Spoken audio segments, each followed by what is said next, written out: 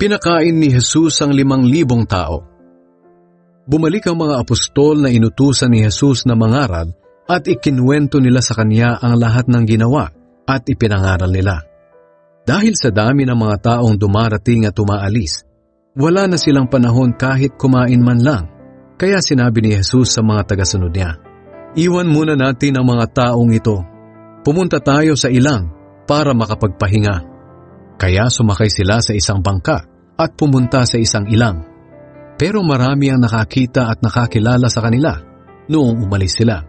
Kaya mabilis namang naglakad ang mga tao mula sa iba't ibang bayan papunta sa lugar na pupuntahan ni na Jesus. At nauna pa silang dumating doon. Kaya nang bumaba si Jesus sa bangka, nakita niya ang napakaraming tao.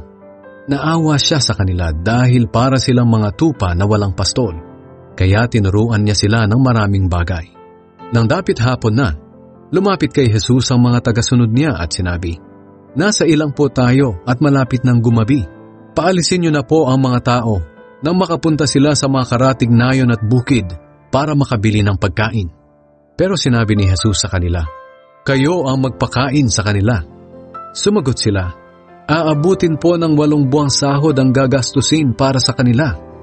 Bibili po ba kami ng ganoong halaga ng tinapay para ipakain sa kanila?" Tinanong sila ni Jesus, "Ilan ba ang dala ninyong tinapay?" "Sige, tingnan nga ninyo."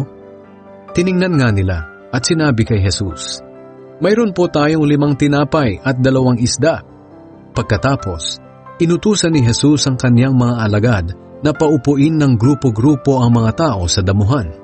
Kaya umupo nga sila ng grupo-grupo, tig-100 at tig-50 bawat grupo. Kinuha ni Jesus ang 5 tinapay at 2 isda. Tumingala siya sa langit at nagpasalamat sa Diyos. Pagkatapos, hinati-hati niya ang tinapay at ibinigay sa mga tagasunod niya para ipamigay sa mga tao. Ganoon din ang ginawa niya sa isda. Kumain silang lahat at nabusog.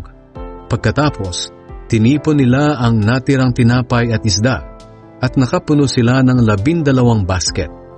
Ang bilang ng mga lalaking kumain ay 5,000.